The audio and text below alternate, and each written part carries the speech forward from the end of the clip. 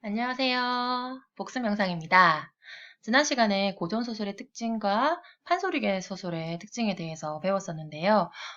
이것들은 꼭 기억해 두셔야 됩니다. 왜냐면 우리가 배운 이렇게 심청전은 고전소설과 판소리계 소설이기 때문에 그 특징들이 다 녹아 있겠죠. 어떤 특징들이 드러나는지 좀 기억해 두셔야 됩니다. 고전소설은 해피엔딩이고요. 권선징악의 주제가 많습니다. 그리고 사건의 우연성이 남발되고 비현실적, 정기적인 요소가 드러나죠. 다른 말로. 그래서 심청전에서도 비현실적인 부분들이 꽤 있죠. 그리고 이제 판소리계 소설은 당연히 판소리에서 나왔겠죠.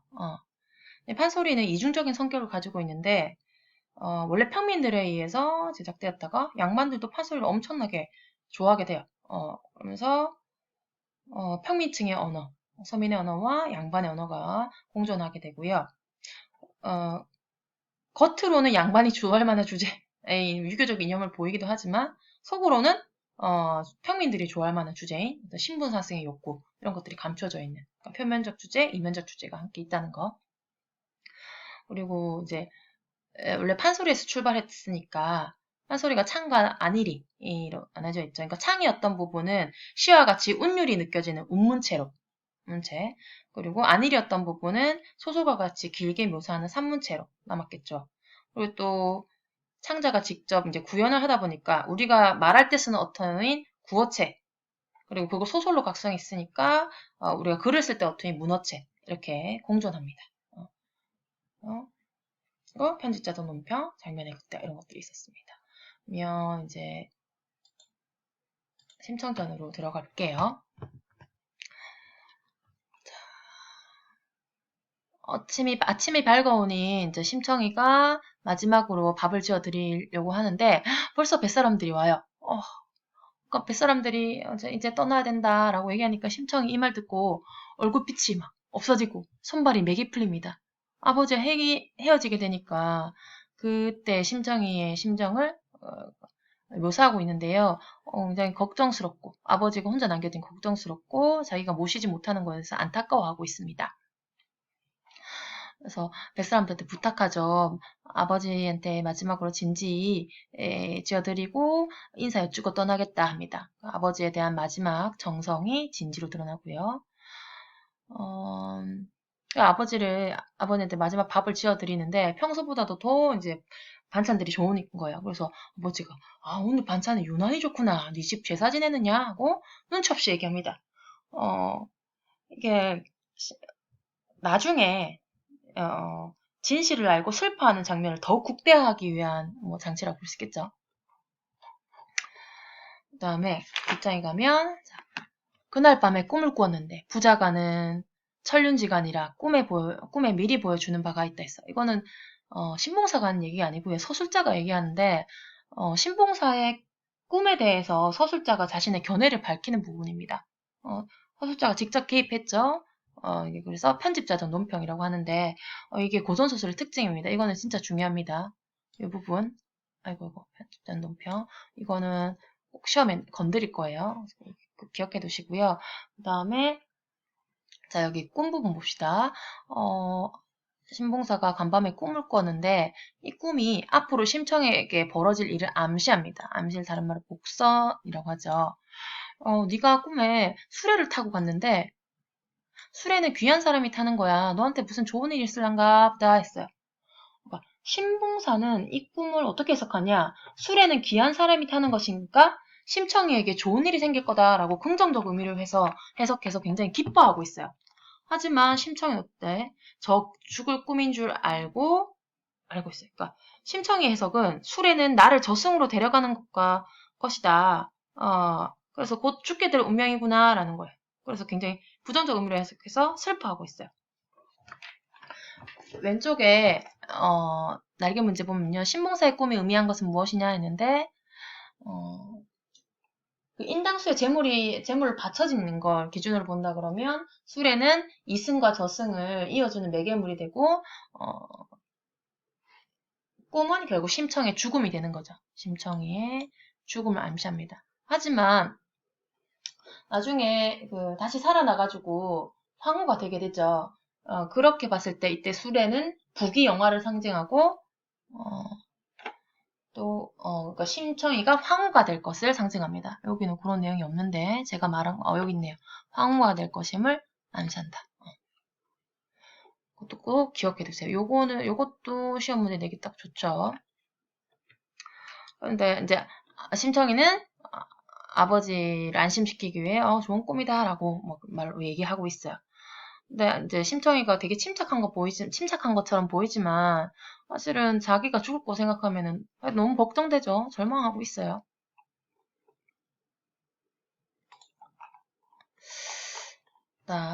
그래서 밥도 제대로 먹지 못하고요. 결국은 기절합니다. 그 아버지가 이제 무슨 일이냐 하니까 사실대로 얘기하죠. 저 아버지를 속였다. 나 인당수의 재물로 모름에 팔린다.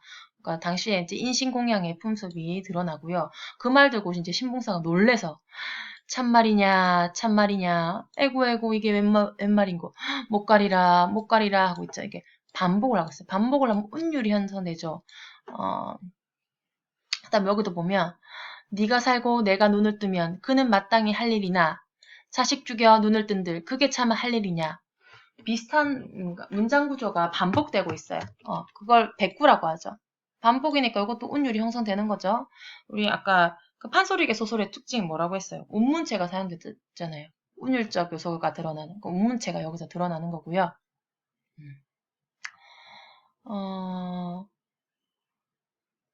요 부분 보세요. 자, 사공지수. 어느 놈의 팔자길래 사공지수 된다는 말이냐. 사공지수라는 건 여기 자식 없는 늙은이를 얘기해요. 그래서 신봉사의 불행한 처지를 강조하고 있고요.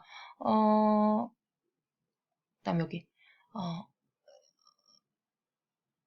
7년 대한, 그러니까 7년 동안 큰 가뭄에 사람 인신공양해서 빌려고 하니까 탕임금이 뭐라고 했냐. 지금 지금 비는 반은 사람을 위함인데, 사람을 위해서 지금 제사를 지내는 건데, 비내리라고 제사를 지내는 건데, 사람을 죽이면 어떻게 하냐. 그렇게 해서 할 것 같으면 내가 대신, 희생하겠다라고, 임금마저도 이렇게 얘기했는데, 이럴 수가 있느냐. 사람을 데리고, 그것도 어린애 데리고, 이렇게 제사를 지내는 게 잘못된 거 아니냐라고, 얘기하고 있죠. 그래서 여기 보면 고사를 인용했다는 거 기억해 주세요. 이 부분에서 여기 이 전체 부분 있죠. 여기서 판소리계 소설의 특징들이 잘 드러난다는 거. 구어적 표현, 운문체, 행동관 부여, 운율 형성한다. 이런 것도 기억해 두세요. 그 다음에 아버지가 이렇게 주변 사람들, 서리적 표현으로 주변 사람들 막 동의를 구하죠. 구하면서 뱃사람들에 대한 적대감과 분노를 드러내는데, 심청이는 이것 또한 천명이니 후회한들 어쩌하겠어요. 운명을 순응하고 있어요. 받아들이겠어요. 이것도 서리적 표현이 드러나죠. 질문의 형식을 취하고 있지만 사실 답은 정해져 있죠. 이런 걸 서리적 표현이라고 합니다. 뱃사람들이 이 분열을 보니까 너무 안타까워요. 그래서 원래 약속했던 것보다 더 많은 대가를 챙겨주고 있거든요. 그런 부분에서 뱃사람들의 배려심과 인정이 있다는 것도 알 수 있고요. 근데 이제 장순상댁 부인이 심청이를 부릅니다. 그러면서 아휴 무상한 사람아 나는 너를 자식으로 알았는데 넌 나를 어미같이 알지 않는구나. 하면서 자신의 그 상황을 알리지 않은 심청에 대한 서운함을 표현하고 있고요. 쌀 300석에 몸이 팔려 죽으러 간다 하니 효성이 지극하다마는 네가 살아 세상에 있어 하는 것만 갖겠느냐 하면서 효성보다는 사람의 목숨이 훨씬 더 소중하다. 그러니까 죽지 마라. 내가 너 돈 대주겠다. 이렇게 얘기하고 있거든요. 그만큼 심청이 자식처럼 아끼고 있죠. 심청이 죽어야 된다는 사실이 굉장히 안타까워하고 있습니다. 그렇지만 요 부분 심청이는 부인의 제안을 거절하는데요. 이유가 3가지가 드러납니다. 부모를 위해 공을 들일 양이면 어찌 남의 명분 없는 제부를 바라냐. 그러니까 스스로 노력해서 부모를 위한 공양을 마련해야 된다라고 얘기하고 있고요. 그 다음에 쌀 300성을 도로 내어주면 뱃사람들 일이 낭패다. 그 거친 파도를 잠잠하게 하기 위해서 하기 위한 그 뱃사람들의 노력이 허사가 된다. 그 뱃사람들의 처지를 이해하고 있는 거죠. 그리고 남에게 몸을 허락하여 약속을 정한 뒤에 다시 약속을 어기면 못난 사람들이 하는 짓이니 했어요. 한 번 약속을 정하면 그건 꼭 지켜야 된다 했어요. 요 이유들도 좀 봐두시면 돼요. 그래서 여기서 이제 심청이에 염치가 있고 책임감 있고 약속을 잘 지키는 성격을 알 수 있습니다. 이런 특징들, 이것들 좀 봐두세요. 그러면서 부인이 저한테 베풀어진 은혜에 감사하겠다면서 결처보온이라는 지금 사자성어 나왔고요. 그래서 심청이가 이렇게 단호하니까 정순상태 부인도 더 이상 할 일 없으니까 어쩔 수 없어 하죠. 그러면서 서로 이제 글을 주고받게 되는데, 자, 소설 속에 이제 삽입시가 드러나죠. 심청이가 쓴 시, 그리고 이거는 장승댁 부인이 답시죠. 소설 속에 삽입시가 드러나면 소설의 단조로움을 피하게 되고요. 이 삽입시가 등장인물의 감정을 표현합니다. 제가 말하는 걸 필기로 좀 해주셨으면 좋겠어요.